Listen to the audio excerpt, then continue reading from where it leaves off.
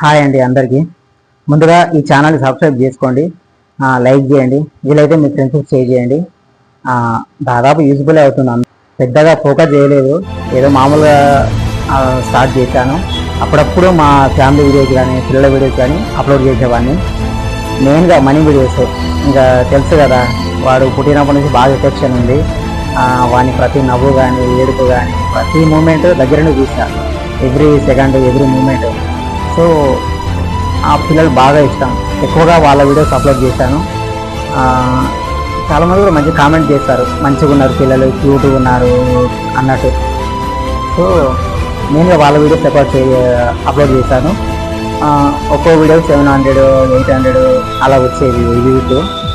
మెయిన్గా చెప్పాలంటే ఏ ఫోన్లో అయినా సరే, ఏ ల్యాప్టాప్లో అయినా సరే, ఏ సిస్టంలో అయినా సరే, గూగుల్లో క్యూట్ ఎక్స్ప్రెషన్స్ అని మనం సెర్చ్ చేస్తే ఫస్ట్ మన ఛానల్ అప్లోడ్ చేసిన వీడియో వస్తుంది. అది మనీది మెయిన్గా.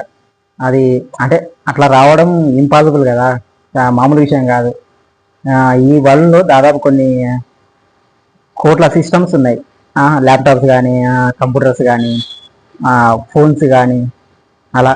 అందులో మన తెలంగాణలో, మన మహబూబ్ నగర్లో, అందులో నా ఛానల్లో మెయిన్గా ఆ గూగుల్కి ఫాంట్ సెట్ అయ్యి మన వీడియోని చూపించడం.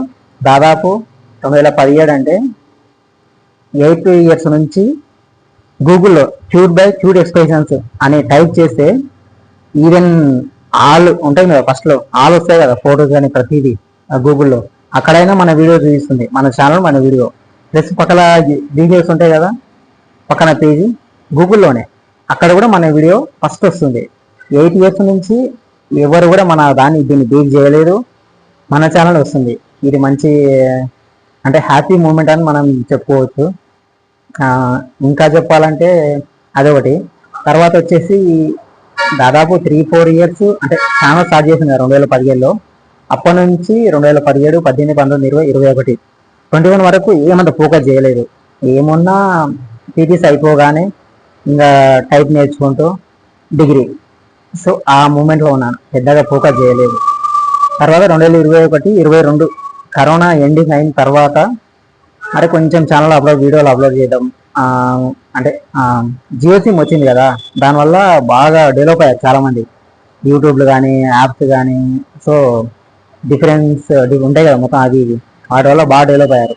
సో మనం కూడా అప్లోడ్ చేద్దాం, మనకంటే వచ్చిన పేరు ఉంటుంది అని అనుకొని నేను మనీ వాళ్ళ వీడియోస్, ఇంకా కొన్ని ఉంటాయి కదా అవి ఫ్యామిలీ అవి వీడియోస్ అప్లోడ్ చేశాను. చేయడము పెద్ద పబ్లిసిటీ ఏం చేయలేదు, అప్లోడ్ చేయడం వదిలిపెట్టాం.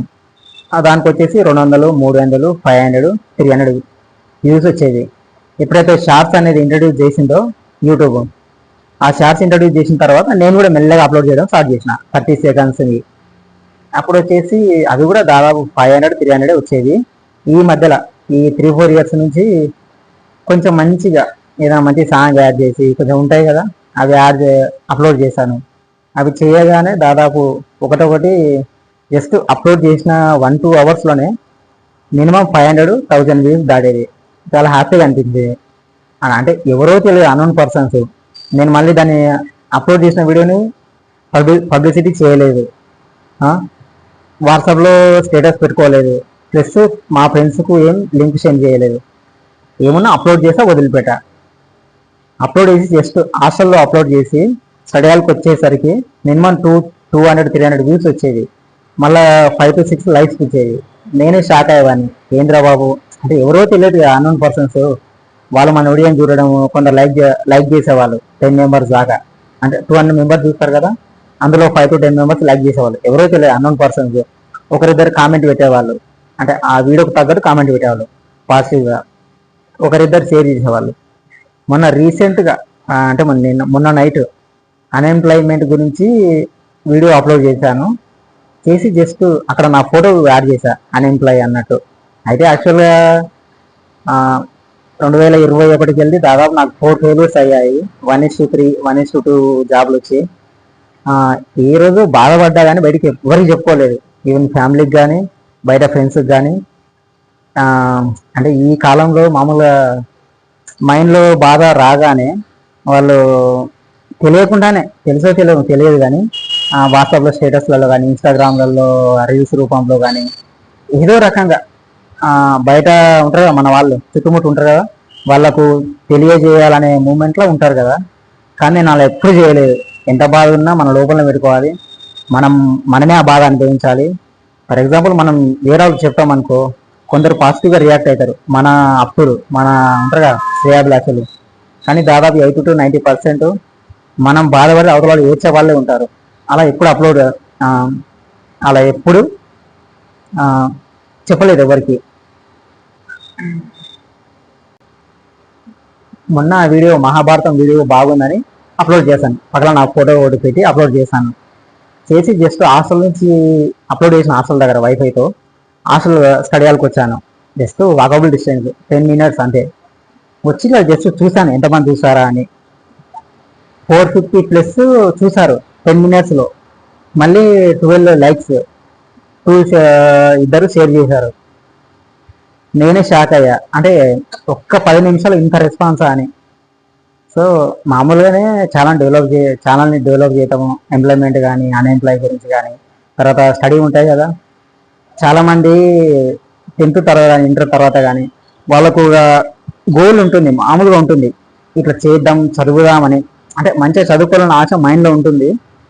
కానీ ఎలా చదవాలి, ఏ రూట్లో వెళ్ళాలి, ఎక్కడ చదవాలి. ఫర్ ఎగ్జాంపుల్ ఇంటర్ తర్వాత చాలా రూట్స్ ఉంటాయి. ఇంటర్ తర్వాత వచ్చేసి బీటెక్ ఒక రూట్ ఉంటుంది ఎంపీసీ వాళ్ళకి, తర్వాత బైపీసీ వాళ్ళకి చాలా రూట్స్ ఉంటాయి.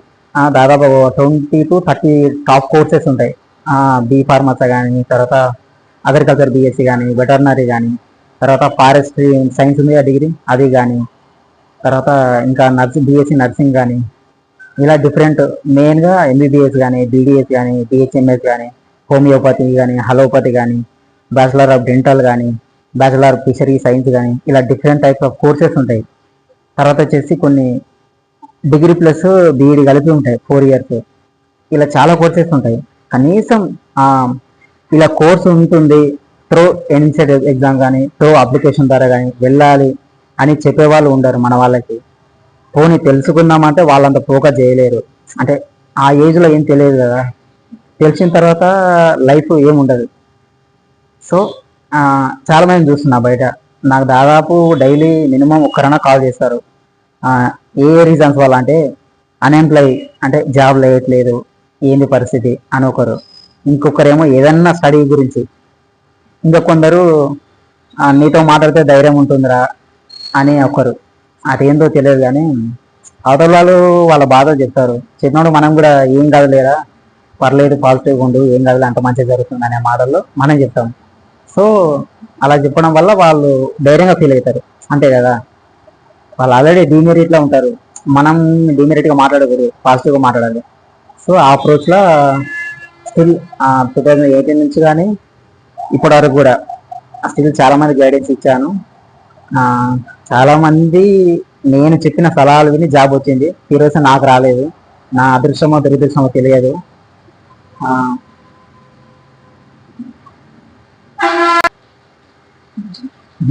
నా బయోగ్రఫీ గురించి అయితే స్పెషల్గా మరో వీడియో చేస్తాను. దాదాపుగా సక్సెస్ అయ్యాకనే వీడియో చేద్దాం అని నాకు మైండ్లో ఉంది. సో దాని తగ్గట్టుగానే ఎక్కడ కూడా రివ్యూ చేయలేదు దాదాపుగా. అంటే నాకు జరిగిన బాధలు కానీ అనుభవించిన అంటే అన్నీ ఉంటాయి కదా, ప్రతి ఒక్క రోజు ఏదో ఒకటి అనుభవం జరుగుతుంది కదా, హ్యాపీ కానీ సాడ్ కానీ. సో అవన్నీ తర్వాత చెప్తాను, మేబీ 1 yearలో చెప్తాను. జాబ్ వచ్చాకని చెప్దామని అనుకుంటున్నాను.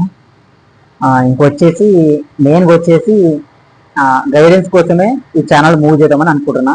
నేను ఎంప్లాయ్మెంట్ కానీ స్టడీ గురించి కానీ అప్పుడప్పుడు మరీ నా టైం వేస్ట్ చేసుకొని మరీ ఎక్కువ ఛానల్ డెవలప్ చేయలేను, ఎందుకంటే నా కెరీర్ నాకు ఇంపార్టెంట్ కదా. ఇంకా నేను ఇంకా సెట్ కాలేదు. సో వీక్ ఒకసారి లేదా మంత్కి ఒకసారి నేను ఏదైనా ఉంటుంది కదా అంశం, ఫర్ ఎగ్జాంపుల్ జాబ్ క్యాలెండర్ ఉంది తెలంగాణలో, అది కానీ జాబ్ అప్డేట్స్ ఉంటాయి. అంటే దాదాపు 2 years వెళ్ళి జాబ్లు ఏం సరిగ్గా వేయట్లేదు. మేబీ వితిన్ 1 yearలో అప్డేట్స్ వస్తాయి, అది కానీ. తర్వాత ఏదైనా ఒక కోర్స్ ఉంటుంది కదా, కోర్స్ కానీ ఇంకా కొంచెం మోటివేషన్ లాగా వీడియోస్ అప్లోడ్ చేద్దామని అనుకుంటున్నా.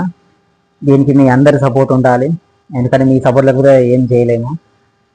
ఇంకా వచ్చేసి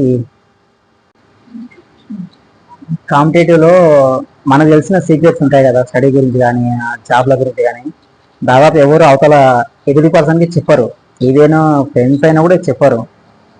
కానీ నాకు 4-5 ఫెయిల్యూర్స్ అయినా కూడా, నాకు బాధపడ్డా కూడా నేను చెప్పిన దాన్ని ఫాలో అయ్యి నేను వాళ్ళతో పాటు అప్లై చేసి నా సలహా విని తీరా చూస్తే నాకు జాబ్ రాకపోవడము, అవతల వ్యక్తులకు రావడము, తర్వాత వాళ్ళు నన్ను అసలు పట్టించుకోకపోవడం, అంటే ఐ మీన్ కొంచెం ఎలా ఉన్నాడు కనీసం, ఎందుకంటే ఒకరి సలహా వల్ల జాబ్ వస్తే వాళ్ళని మర్చిపోకూడదు అంతే కదా, మామూలు హెల్ప్ కాదు.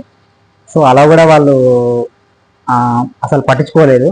అయినా కూడా స్టిల్ ఈ రోజు వరకు కూడా నేను ఏ అప్డేట్ వచ్చినా, ఈవెన్ అవుట్ సోర్సింగ్ కానీ, కాంట్రాక్ట్ కానీ, మంచి కోర్సెస్ కానీ, తర్వాత చిన్న గవర్నమెంట్ జాబ్ గురించి చిన్న అప్డేట్ వస్తుంది కదా, పాజిటివ్ అప్రోచ్ వల్ల అప్డేట్ వచ్చినా కూడా, ఈవెన్ నాకు కొన్ని తెలిసిన గ్రూప్స్ ఉన్నాయి, 10th క్లాస్ కానీ, తర్వాత మా స్టడీ సర్కిల్ గ్రూప్ కానీ, కొంచెం నా ఫ్రెండ్స్ సర్కిల్ ఉన్నారు కదా, వాళ్ళకి చెప్పేవాడిని, చూడండి రా అప్లై చేసి చేయండి అన్నట్టు. అప్లై చేయని ఫోర్స్ చేసేవాడిని కాదు, జస్ట్ ఇట్లా నోటిఫికేషన్ వచ్చింది, లేదంటే వస్తుంది, రాబోతుంది, అప్లై చేయి, లేదా దాని దగ్గర రెడీగా ఉండు అనే మాటలు చెప్పేవాడిని. సో దాన్ని కొందరు ఫాలో అయ్యేవారు, కొందరు ఫాలో అవ్వకపోయేవాళ్ళు. సో ఆ విధంగా అండి మొత్తానికైతే ఛానల్ రన్ చేయమని అనుకుంటున్నాను. అంటే మరీ ఎక్కువ ఫోకస్ఫుల్గా కాదు, ఎందుకంటే నా కెరీర్, నా కాంపిటేటివ్లో ఉన్నాను, ఎవ్రీ సెకండ్ ఇంపార్టెంట్. అందుకే మెయిన్గా స్టడీ, ఇప్పటికే జాబ్ చేస్తున్నాను, కొంచెం ఇబ్బంది ఉంది, అంటే ప్రాపర్గా కాంపిటేటివ్కి టైం కేటాయించలేకపోతున్నా. ఎంతసేపు ఉన్నా ఈవినింగ్ 6 to 9 వరకు, మళ్ళీ నైట్ డిన్నర్ చేస్తాం కదా, చేసిన తర్వాత 10-10:30 నుంచి 11-11:30 వరకే, మళ్ళీ మార్నింగ్ 5-5:30 నుంచి మార్నింగ్ 9 వరకే ప్రిపరేషన్కి టైం దొరుకుతుంది. ఇంకా తర్వాత వర్క్ ఉంటుంది. సో దానివల్ల నా టార్గెట్ వేరే ఉంది. సో మరీ ఎక్కువ ఫోకస్ చేయలేను. అప్పుడప్పుడు ఇంపార్టెంట్ ఏమైనా అంశం అనిపిస్తే కొంచెం నాకు తెలిసిన విషయాలు ఎక్స్ప్లెయిన్ చేసి వీడియో అప్లోడ్ చేస్తాను. దీనికి మీ అందరి సపోర్ట్ ఉండాలి. Thank you.